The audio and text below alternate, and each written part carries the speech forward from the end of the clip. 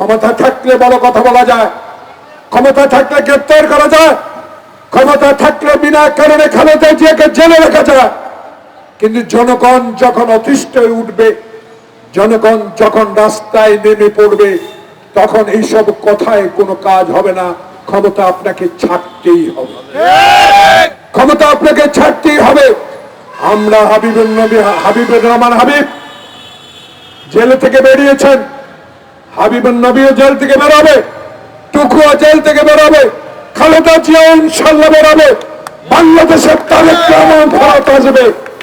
সেদিন এই সকল কথার উত্তর ইনশাল্লাহ জনগণ দেওয়া শুরু করবে।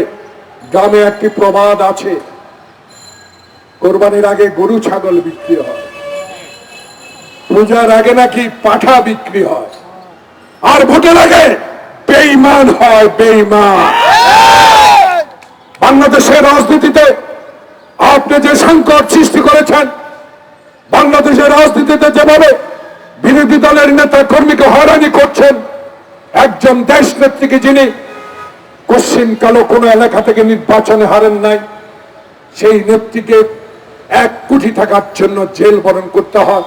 আর বাংলাদেশে হাজার হাজার কোটি টাকা আপনি আপনার দল লুট করে নিয়ে কানাডায় বেগমপাড়া করে, সিঙ্গাপুরে বাড়ি করে, মালয়েশিয়া বাড়ি করে, ব্যাংককে বাড়ি করে, তার বিচার হয় না।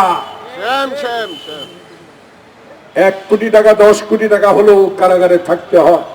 তাই আওয়ামী লীগ, আপনারা দয়া করে ক্ষমতাটা ছেড়ে দেন, দয়া করে অনুগ্রহ করে ছেড়ে দেন। আরেকবার জনপ্রিয়তা যাচাই করেন না, নিরপেক্ষ সরকারের অধীনে নির্বাচন দিন।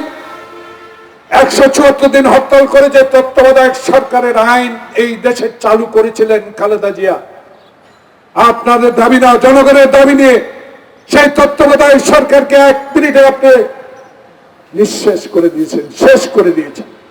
যারা হেলিকপ্টারে করে ভোট ডাকাতি করে তাদেরকে আপনি, আর আমাদেরকে বলেন ভোট চোর। ভোট চোরের ইতিহাস আওয়ামী লীগের, বিএনপির ভোট চোরের কোনো ইতিহাস নাই। তাই নেতারা হতাশ হবেন না, হতাশ হওয়ার কিছুই নাই।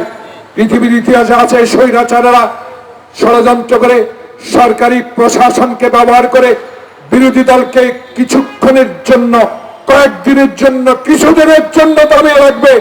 বাংলাদেশের মানুষ এই পবিত্র জুম্মার দিন বলে যায় জেগে উঠবে, কারণ জেগে উঠার সময় খুব কাছে। সেই কারণে মন্তব্য জনগণের কাছে হেরে যাবেন, ছেড়ে দেন না। হেরে যাওয়ার আগে, শ্রীলঙ্কা হওয়ার আগে ছেড়ে দিয়ে চলে যান। দেশে তত্ত্বাবধায়ক সরকার, সংসদ চলছে, আইনটা পাশ করে দিয়ে নীরবে বিদায় নেন। ইনশাল্লাহ আবার দেখা হবে, ইনশাল্লাহ সুষ্ঠু ভোটের মাধ্যমে কে জয় লাভ করে। সবাইকে ধন্যবাদ।